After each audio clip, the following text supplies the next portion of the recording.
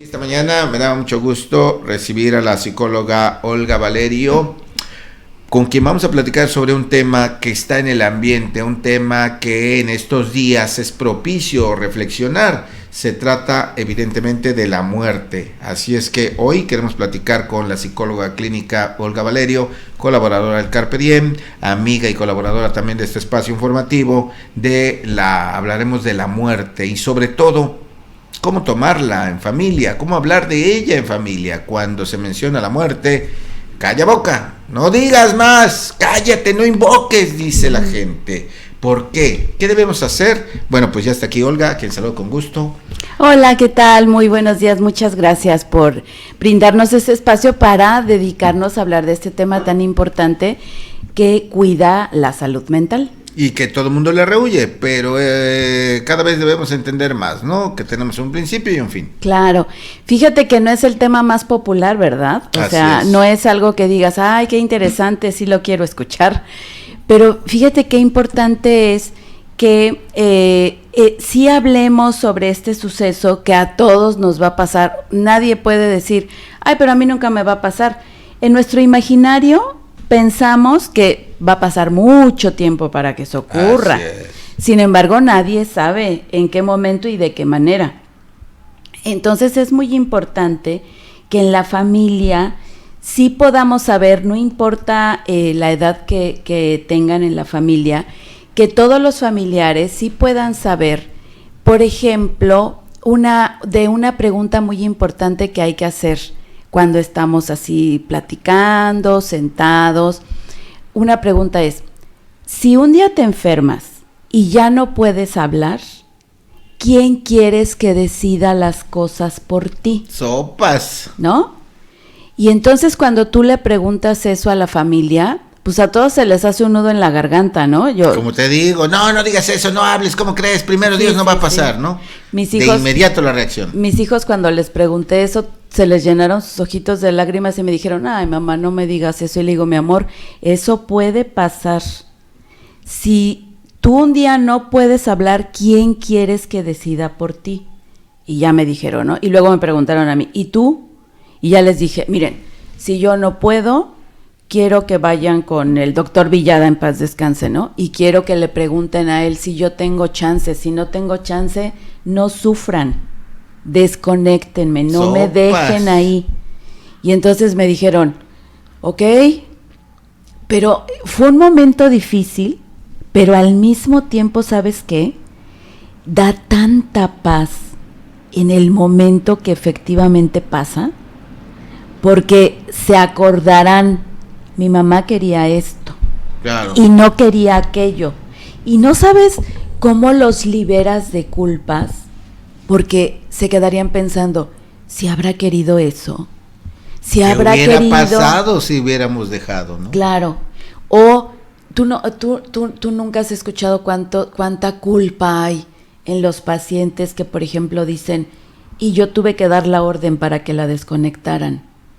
Pero en cambio, si el paciente pudo hablar de esto con sus familiares y los liberó de esa carga, fíjate cómo se convierte en un acto de amor.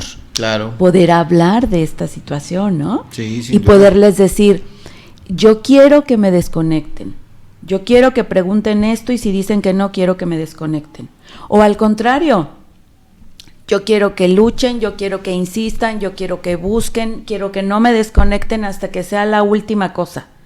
Y entonces el familiar tampoco se queda con la zozobra de pensar, lo habremos hecho sufrir. A lo mejor él no quería, a lo mejor no era su voluntad y lo sometimos a un sufrimiento que él no quería pasar. Pero como nunca nos animamos a hablar de esto, no sabemos en realidad qué quiere el otro, ¿no? Definitivamente. Y de acuerdo con las estadísticas, Evaristo, un alto porcentaje de nosotros, dadas las condiciones de vida que tenemos actualmente, es muy probable que vayamos a morir en un hospital. Es muy probable. Digo, no es seguro, pero es muy probable. Y entonces puede ocurrir la situación de que estando en el hospital pase algo que te deje en situación en la que no puedes hablar. Esa es una de ellas, ¿no? Otra puedes quedar en coma, otra puedes quedar, bueno, tantas cosas que te pueden pasar. Pero si tú sabes y el familiar sabe que lo que tiene que hacer, entonces lo liberas de la culpa. Y a lo mejor lo hace, pues sí, con mucho dolor, pero con la sensación de estoy haciendo lo que él o ella me dijeron cuando podían hablar. Claro. Entonces, eso es muy importante. También es importante hablar de cómo queremos las cosas después. Yo les comparto siempre esta anécdota con mi abuela Guadalupe, que nació en plena Revolución Mexicana. Válgame. 1911, ¿no? En Puebla. ¿Y nació con carrilleras y todo eso? Por supuesto, Sí, por bueno. supuesto, claro. Y entonces, yo recuerdo así, los primeros recuerdos de mi infancia, recuerdo que iba a su regazo, me sentaba ahí con ella, y ella me decía, en ese ropero hay un vestido, ese vestido es el que me tienes que poner, es el de la Virgen de mi pueblo, de cuando yo fui mayordoma, y me lo regalaron, y ese quiero que me pongas, y quiero que me pongas una almohadita chiquita que está ahí abajo también, en ese cofre, ahí está, y quiero que tú me vistas. Y yo decía, sí, abuelita, sí, y me iba a jugar. Bueno, y a cada rato me lo decía, ¿no? Yo recuerdo que fue insistente. Ya cuando... Para que no se te olvidara. Cuando mi abuela falleció, yo tenía 20 y tantos años, ¿no? Casi 30. Y de todos modos me seguía diciendo, sobre todo a la hora de la ofrenda, porque mi abuelita sepultó hijos, sepultó a sus papás, a algunos hermanos, etcétera. Entonces ponía la ofrenda muy grande y se sentaba a hacer oración y decía, ya llegó tu tío. Y entonces empezaba a hablar, acuérdate que ahí en el ropero está el vestido y no sé qué. Y yo decía, sí, abuelita, sí, abuelita. Pero era una cosa que yo ni imaginaba, ¿no? El día que fallece, yo en ese momento era la única nieta en ese lugar. Tenía 50,000 nietos, no sé por qué razón. Yo era la única en ese momento que estaba ahí, porque todos los demás estaban haciendo otras cosas. Se estaban ocupando de la casa, etcétera, ¿no? Entonces yo fui la que se quedó con el cuerpo. Y entonces vino a mi mente inmediatamente todas las instrucciones que me había dado. Entonces le hablé por teléfono a mi papá y le dije, tu mami quería esto y esto y esto y esto, tráeme el vestido porque se lo voy a poner. No, fue un momento dolorosísimo, porque yo en la vida había visto un difunto, ¿no? Y menos me había acercado a él. Pero fue un momento de paz, primero de miedo y luego de paz, porque le dije, abuelita, te voy a poner tu vestido como tú querías. Como acababa de fallecer, estaba todavía muy bien, ¿no? Entonces le dije, nada más no te pongas pesada, porque yo estoy chiquita y mi abuela medía 1,80 y tantos, ¿no? Wow. Y era robusta. Entonces le dije, nada más ayúdame. Y vieras que de verdad parece que me escuchó y no me pesó nada. Pudimos hacerlo entre mi hermano y yo, le pusimos todo lo que ella nos dijo y la sepultamos como su almohadita, ella su almohadita. Sí, ¿Verdad? la almohadita que me pidió, se la puse. Pero ella siempre hablaba de eso. Yo creo que el valor de haber nacido en plena Revolución Mexicana y haber visto la muerte tan de cerca, tan chiquita, ¿no? Sin duda ayudó. Haber visto morir a 2 de sus hijos, ¿no? Que yo creo que es el dolor más grande que una madre puede vivir, caray. ¿no? Entonces ella no le tenía miedo a hablar de eso y nos dejó ese regalo. Nos dejó el regalo de que sabíamos dónde se tenía que sepultar, cómo se tenía que sepultar, qué se le tenía que hacer, cómo se tenía que hacer todo el ritual. Nunca nos dijo de eso no vamos a hablar. Y yo recuerdo seguramente cuando ella me hablaba de esto, ella tenía más o menos mi edad actualmente, o sea, andaba en los 50 mi abuela, cuando ella ya perfectamente hablaba de esto y no se ponía a llorar, o sea, no era una cosa que sufriera. Había vivido mucho, ¿no? Claro. Pasando por todo eso, ¿no? Sí, entonces nos dejó ese regalo y al mismo tiempo ese consuelo de saber que todo lo que ella quiso se pudo hacer. Ese es un regalo de amor que le podemos dar a nuestra familia. El poderle decir cómo queremos que se hagan las cosas, dónde están las cosas que van a necesitar, a quién hay que dirigirnos. Puede ser difícil y la familia inmediatamente, como bien dice Evaristo, dice, ay, no, espérate, no empieces a hablar de esas cosas. Pero es muy importante que lo hagamos, Claro. porque no sabemos ni el día ni la hora. Y puede ser en el siguiente minuto, todo puede cambiar. Sí, Aquí sí. lo decimos a diario, viva, disfrute, porque no se sabe. Exactamente.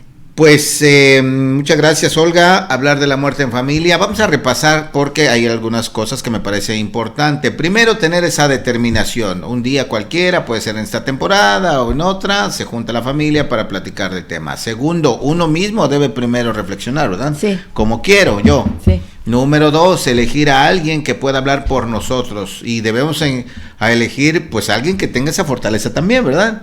Claro. Porque si elegimos a alguien que no sepa ni Que qué se va a hacer, doblar. o que diga no, yo no quiero, pues no, tiene que ser alguien que tenga nuestra confianza y que acepte, ¿no crees? Exactamente, sí, le tenemos que decir, quiero darte este regalo Así de es. amor ¿Me póstumo. puedes ayudar? Exacto. No, sí, claro, perfecto. Y entonces dar, como dice, a lo mejor no tenemos todas las instrucciones como tu abuela, que sabía perfectamente qué, cómo, cuándo y Pero dónde. deberíamos, ¿no? Deberíamos, pero por lo menos ya bosquejar, dibujar, tener una idea, ¿no? Sí. ¿Qué va a pasar conmigo? ¿Qué va a pasar con mis bienes si no hice testamento? ¿Cómo quiero mi funeral? Hemos escuchado personas que dijo, no, mi mamá me dijo que pues no quería reunión, no quería rezos, no quería nada, incineración y adiós. Bueno, hay quienes piden esparcir sus cenizas, hay quienes piden hacer un arbolito, hay quienes piden incluso mariachi, conjunto, música, ¿no? Sí, claro. Entonces, claro. para Como evitar quiera, ¿no?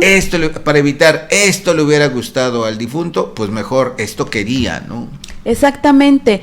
Y fíjate, en relación con esto también, un regalo de amor que le podemos dar a nuestra familia es que si queremos que nos incineren, por favor, no le dejen a su familia la tarea de que se queden con las cenizas por siempre en la casa, porque no es sano, para nadie es sano quedarse con las cenizas del difunto en la casa, porque entonces hacemos un ritual en torno a alguien que se fue y no podemos dar el siguiente paso, que consiste en dejarlo ir. Entonces las cenizas de los difuntos tienen que estar en el lugar donde están los difuntos, no aferrarse a esas cenizas. En esas cenizas no está nuestro familiar fallecido. Nuestro familiar fallecido está en nuestro corazón, está en nuestras memorias, está en el amor que le tenemos y le tuvimos. Pero no es sano para nadie, sobre todo para los más chiquitos, no es sano tener las cenizas de nuestro familiar en la casa, sobre todo porque le hacemos hasta un altar y platicamos con él. Hay gente que lo lleva hasta al comedor y le pone una silla y platicamos con él y bueno, no, eso no puede ser. No es sano. No es sano, hay que llevarlo al lugar donde tiene que reposar y nosotros seguir dando los pasos necesarios para poder ir sanando poco a poco, muy lentamente tal vez, pero ir sanando de este duelo doloroso que nos dejó su partida. Un gran apunte ese, Olga. Muchas gracias por darlo a conocer. No hay que obsesionarse, no hay que sentir también esa presión, porque a veces es como presión, ¿no? Que ay, no, ¿cómo lo voy a dejar por allá? No, que aquí que se quede. No, hay que empezar a aceptar. Claro, y es que no le damos paso a lo siguiente. Por ahí recuerdo a un escultor muy famoso que hizo un museo, no me acuerdo ahorita cuál es el nombre del museo, a nombre de su esposa, y ahí tenían las cenizas. Y cuando llegó la nueva esposa, remodeló, claro, ¿verdad? Pues sí, remodeló el museo pues y mandó quitar ¿no las es el cenizas. Sumaya? Bueno, creo que sí. No me acuerdo. Esposa, ese el Museo Sumaya lo hizo, Sumaya se llamaba la esposa de Carlos Slim.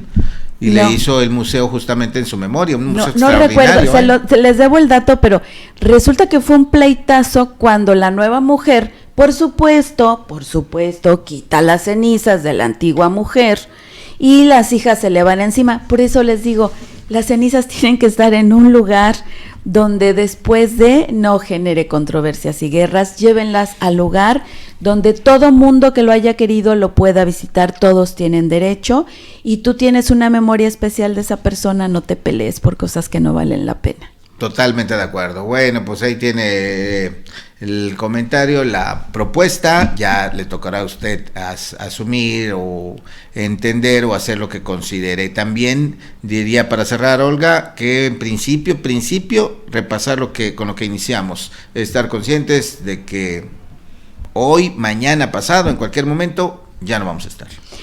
Y entonces, cualquier momento es bueno para poder hablar en familia sobre todas estas situaciones.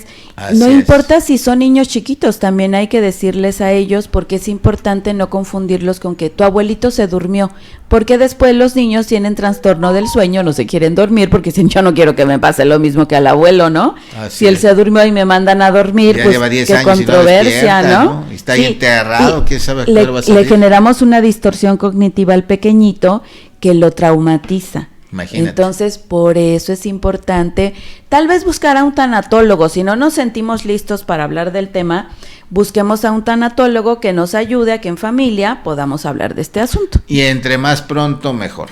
Gracias, Olga Valerio. Gracias Gusto a en ti, saludarte Evaristo. nuevamente. Ven a vernos más seguido. Ya, invítenme con mucho gusto, acá estoy. Bueno, muchas gracias. Que tengas excelente día. Pásala bien en estos Gracias. días de muertos.